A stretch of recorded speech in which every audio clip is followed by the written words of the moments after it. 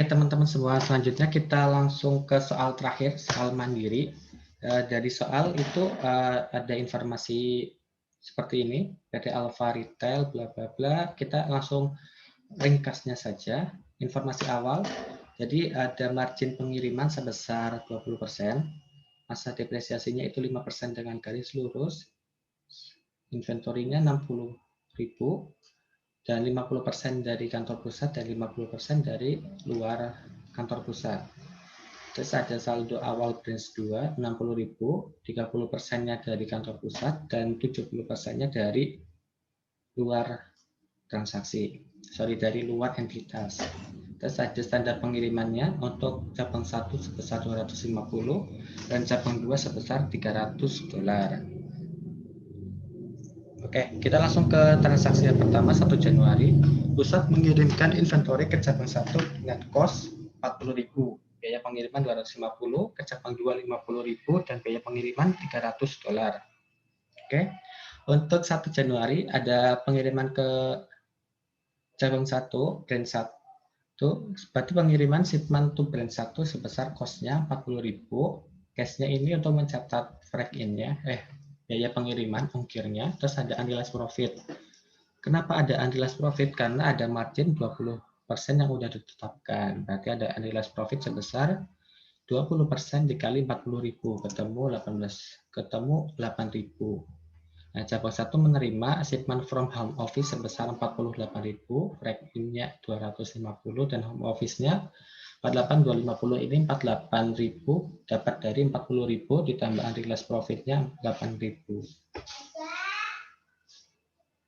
Oke, branch 2. Branch 2 untuk cabang yang kedua pengiriman cost-nya itu 50.000, ongkirnya 300 dan unrealized profit-nya 0,2 kali 50.000 ketemu 10.000. Jadi branch 2-nya itu 60.300. Nah, cabang 2 catatnya gimana? Nyatetnya shipment from home office 60.000 berasal dari 50.000 ditambah 10.000. Break in-nya itu ada 300 dan home office-nya itu sebesar 60.300. Oke, untuk 1 Januari selesai. Selanjutnya tanggal 30 Maret cabang 2 membeli inventory dari vendor sebesar 15.000. Karena ini yang melakukan transaksi cabang 2, maka induk tidak melakukan pencatatan, cabang 1 tidak melakukan pencatatan, sedangkan cabang 2 mencatat purchase pada account payable sebesar transaksinya $15.000. Oke, selanjutnya tanggal 30 Juni, pusat memerintahkan cabang 2 untuk mengirim 1/4 inventory yang sudah dikirimkan pada tanggal 1 Januari ke cabang 1. Biaya pengirimannya 260. Nah, kita mulai dulu dari yang mengirimkan cabang 2. Cabang 2 itu kan mengirimkan 1/4 dari yang dia udah terima. Pada 1/4, terus yang dia terima tanggal 1 Januari itu 60.000. 1/4 kali 60.000, 15.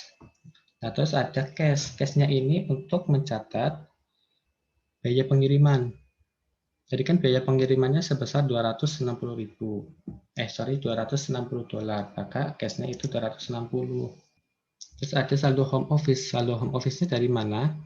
Tadi kan home office-nya kita ngirim 1/4. 1/4 kali home office awal 60.300. Terus ada biaya pengiriman sebesar 260. Maka ketemu 15.335. Nah, kita ketemu ada margin atau ada selisih dari break in-nya sebesar 75.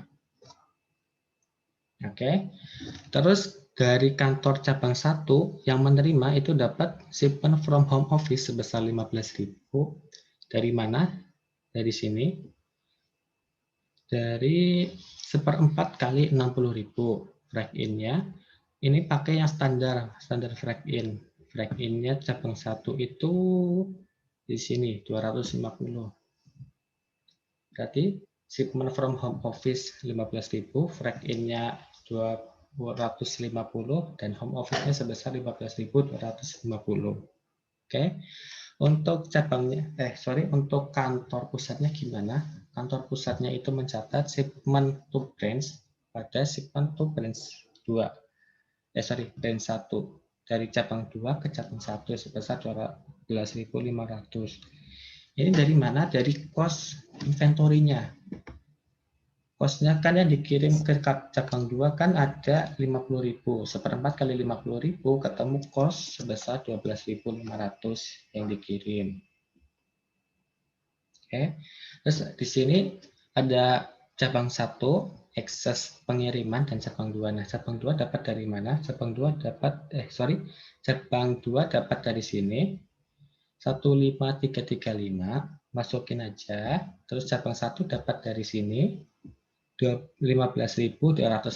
Nah, selisihnya itu biaya pengiriman yang ditanggung oleh pusat. Untuk 30 Juni sudah selesai jurnalnya. Untuk selanjutnya itu tanggal 1 Juli. Sorry, ini 1 Juli bukan 2 Juli. 1 Juli. 1 Juli itu cabang 1 membayarkan beban operasional sebesar 25.000. Karena cabang 1 yang melakukan transaksi, maka induknya nggak nyatet jurnal, cabang 2 juga nggak nyatet. Jadi yang nyatet cuma cabang 1. Jurnalnya beban operating expense pada cash sebesar $25.000. Oke, selanjutnya tanggal 1 Agustus, cabang 2 menerima alokasi beban operasional $20.000 yang dibayar oleh pusat. Oke, berarti kita munculin dulu transaksi pembayaran operating expense-nya. Berarti operating expense untuk di kantor pusat, operating expense pada cash sebesar 20.000. Nah, beban operasional ini nggak ditanggung oleh kantor pusat, tapi dibebankan lagi ke kantor cabang 2. Maka dibuat jurnal lagi cabang 2 atau BENS 2 pada operational expense sebesar 20.000. Nah, untuk cabang 1 nggak nyatet, cabang 2 itu karena mendapatkan pembebanan operational expense, maka si cabang 2 itu mencatat operational expense pada home office sebesar 20.000.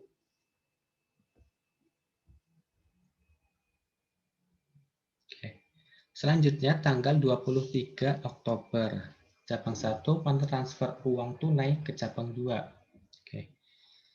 Di sini dari cabang 1 mentransfer uang ke cabang 2. Dari cabang 1 yang biru itu jurnalnya home office pada cash sebesar 5.000.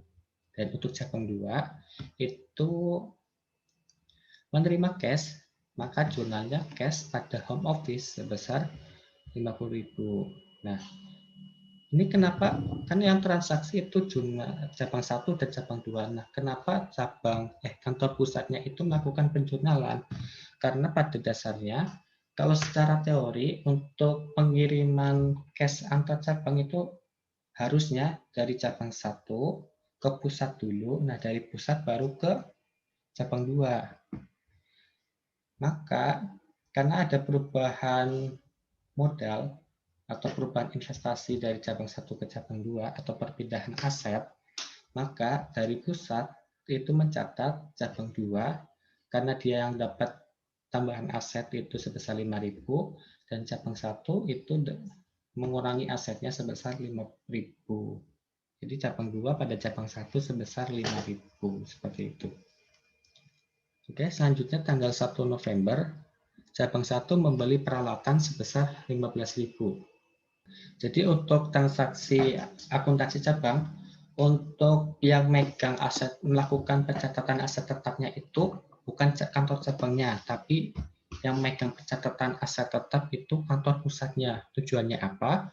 Biar tidak ada perbedaan kebijakan akuntansi antara pusat dan cabang. Jadi tadi kan cabang 1 beli equipment, jurnalnya bukan equipment pada cash, tapi home office pada cash sebesar 15.000. Nah, asetnya dicatat di kantor pusat.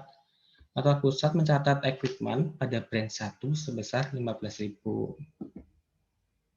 Oke, selanjutnya tanggal 31 Desember, cabang 1 mencatatkan penjualan sebesar 200.000, sedangkan cabang 2 mencatatkan mendapatkan penjualan sebesar 150.000. Oke. Berarti ini penjualan biasa. Penjualan berarti kantor pusat tidak melakukan pencatatan. Berarti cabang 1 itu kan 200.000. Berarti AR, account receivable pada sales sebesar 200.000. Dan cabang 2 nyatet account receivable pada cash sebesar 150.000. Oke. Untuk sampai transaksi sini udah selesai. Terus ada di sini aku udah nambahin tentang transaksi depresiasi. Jadi kan tadi kan tanggal 1 November si cabang 1 kan beli equipment tuh. Nah, equipment itu perlu depresiasi setiap tahunnya. Makanya di sini ada depresiasi sebesar 15.000, masa manfaatnya 5 tahun, kita pakai selama 2 bulan dibagi 12 bulan, ketemu depresiasinya 500. Nah, nih, depresiasi expense-nya itu dicatat oleh cabang karena si cabang yang menggunakan aset tetap tersebut, tetapi akumulasi depresiasinya tetap dicatat di kantor pusat. Kenapa? Karena equipment-nya dicatat oleh kantor pusat. Maka akumulasi depresiasinya juga harus dicatat oleh kantor pusat. Nah, jurnal depresiasinya atau penyusutannya gimana? Untuk cabang 1 itu depreciation expense pada home office sebesar 500. Tadi udah dihitung ya dari sini.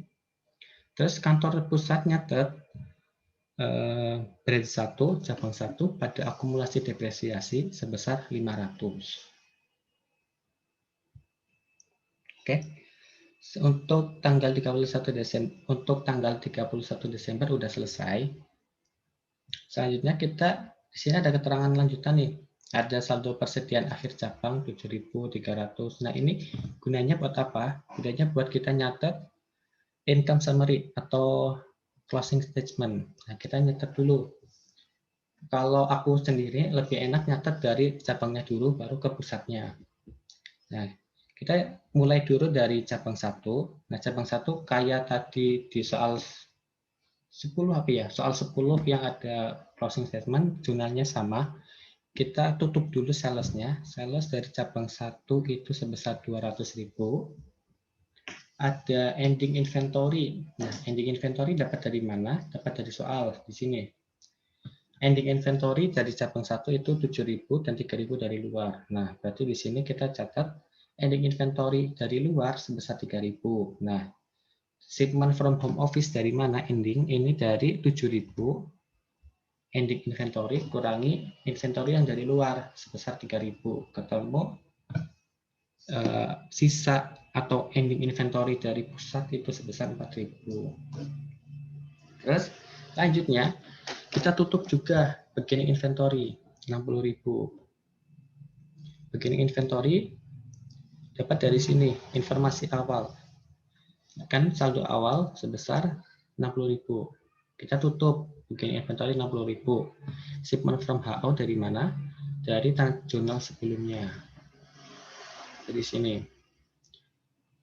Tanggal 1 Januari sama dapat pengiriman dari cabang 2 sebesar 15.000. Ketemu 63.000. Terus ada frag in juga. Frag in sama dari jurnal sebelumnya tanggal 1 Januari sama pengiriman dari cabang 2. Terus ada operating expense dari jurnal juga dari sini 25.000 bla bla bla. Terus dapat income summary sebesar 58.000. Nah, income summary-nya ini kita tutup lagi ke home office. Jadi income summary pada home office sebesar 58.000. Oke, untuk cabang 2 sama kayak cabang 1, kita tutup salesnya, ending inventory kita tutup. Ini dapat dari kayak tadi, dapat dari soalnya. Ini juga, terus kita tutup beginning inventory, shipment, frag in, operating expense, dan purchase. Nah, bedanya di sini, karena cabang 2 melakukan pembelian lagi dari luar, ini purchase pada account payable, purchase-nya juga kita harus tutup. Purchase 15.000. Nah, ketemu cabang 2 itu income summary-nya 24.775. Kita tutup income summary pada home office sebesar 24.775. Cabang 1 selesai, cabang 2 selesai, kita langsung ke kantor pusat. Nah, kantor pusat itu cabang 1 income-nya 58.000, cabang 2 income-nya 24.775. Nah, berarti income dari cabangnya itu 82.775. Oke. Terus ada kok ini ada realized profit, ada income. Ini transaksi apa ya? Transaksi ngitungnya dari mana? Dari sini.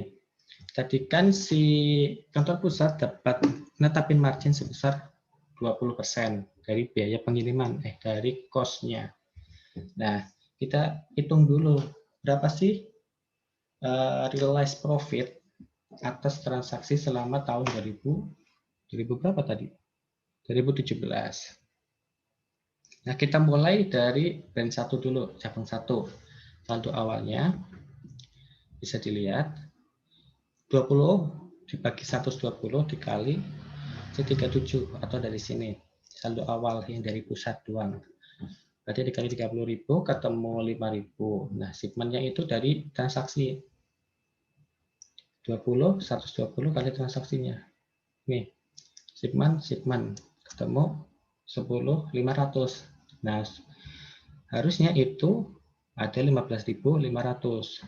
Tetapi di endingnya cuma 667. Dapat dari mana? Dapat dari 20 per 120 kali di sini endingnya. Endingnya cuma 4.000.